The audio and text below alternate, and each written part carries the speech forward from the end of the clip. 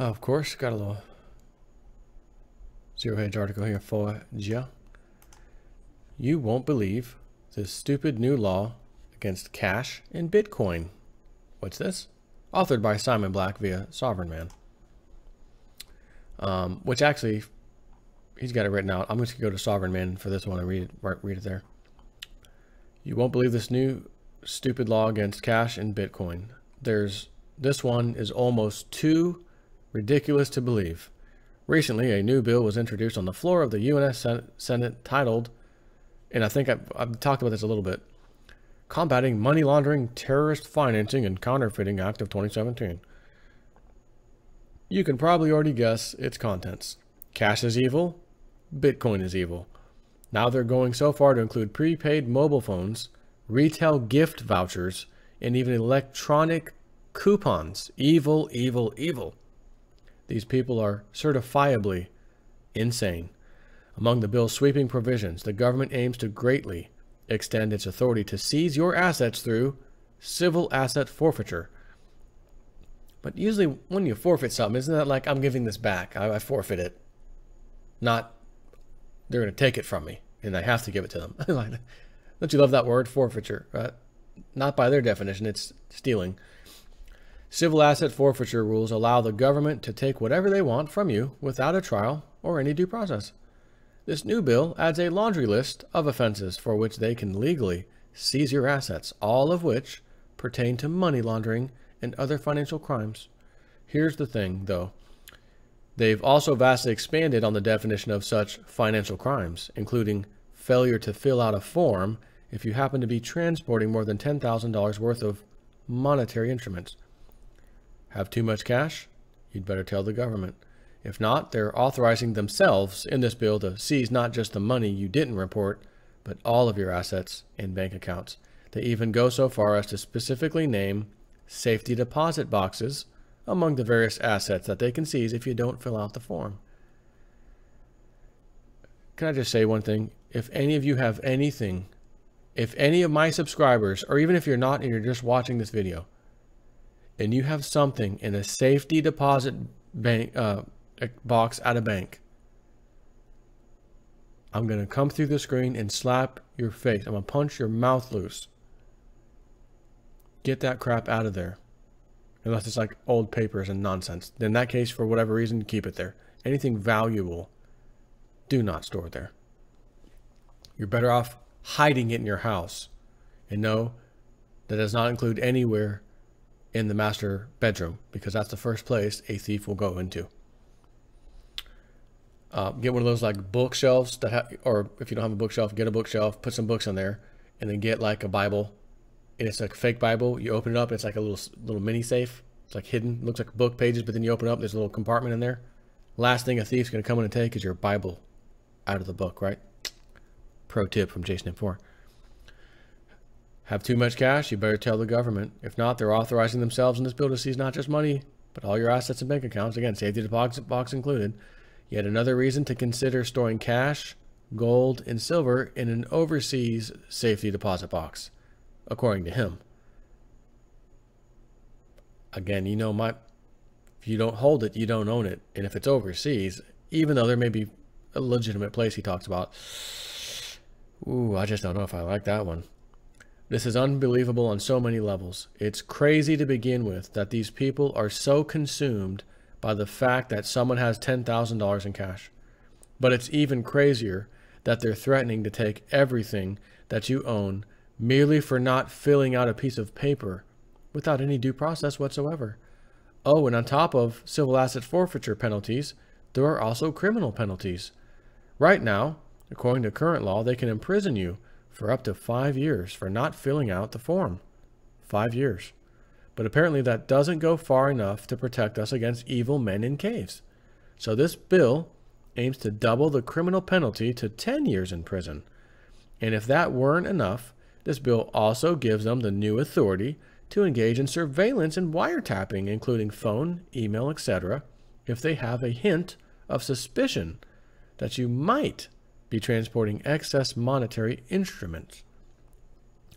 Usually, wiretapping authority is reserved for major crimes like kidnapping, human trafficking, felony fraud, etc. Now we can add cash to that list. It's not just government spy agencies to worry about either. Banks in the U.S. are already unpaid government spies, required by law to fill out suspicious activity reports on their customers. And you know that little law called FATCA requires all foreign institutions, financial institutions, to basically report any American stuff, citizens you have, everything about them back to the government. Some countries and institutions said, nah. You know these new ICOs that come out, coin offerings, digital cryptos? Majority of them are located in places that don't comply with FATCA. And thus, United States citizens can't get in on the ICO. Isn't that amazing? Effing government. The Congress started expanding those requirements to include other businesses and industries that might come into contact with cash. Stockbrokers, casinos, currency exchanges, precious metals dealers, pawnbrokers, the post office. According to the law, Section 5312 of U.S. Code Title 31, those industries are also required to spy on their customers for the government. But under this new bill, they want to forcibly recruit even more unpaid spies, including any business which issues or redeems anything that's prepaid. Prepaid credit cards, prepaid phones, prepaid retail gift cards, prepaid coupons. So Amazon.com, which issues and redeems prepaid gift cards, will be required under this bill to file reports to the government. For that matter, TGI Fridays and Chuck E. Cheese. Oh, I gotta tell Ashley, you know how much you like Chuck E. Cheese. Here's Emily and Daddy at a little Chuck E. Cheese picture from Chuck E. Cheese, man. They may report us for going there. You know what I mean? Prepaid. Truly, these senators have figured out how to strike at the heart of ISIS. Further, their bill wants to pull any business which issues cryptocurrency under the anti-money laundering regulatory umbrella. Hopefully this law doesn't go anywhere. We got Trump in there. Trump, veto that sucker, baby. We will see. Here's where these people demonstrate that they have no idea what the hell they're talking about. No one issues Bitcoin. There's no Bitcoin central bank. There's no chairman of Bitcoin who decides on a whim to increase the supply. Bitcoin is created automatically amounts that are predetermined by its code, its software. So the Senate is essentially trying to force the Bitcoin core software to comply with money laundering regulations. How pathetically clueless. The bill also attempts to drop a major bomb on Bitcoin by including it in the list of monetary instruments that must be reported when entering or leaving the U.S.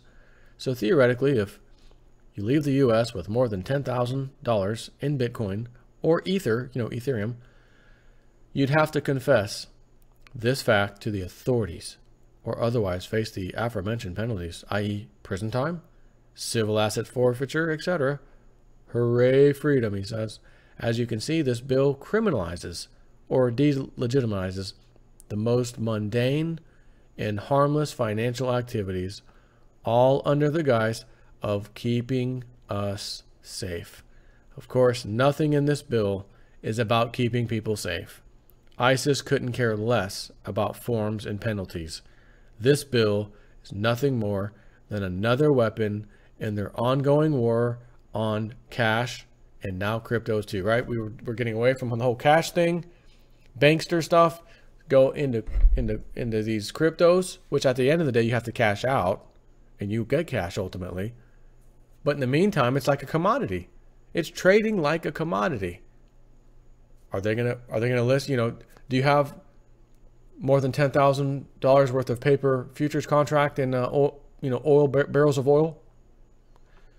You could be penalized and assets stolen if you didn't report that you had some outstanding futures contracts in the COMEX market. Oh, that's probably not included.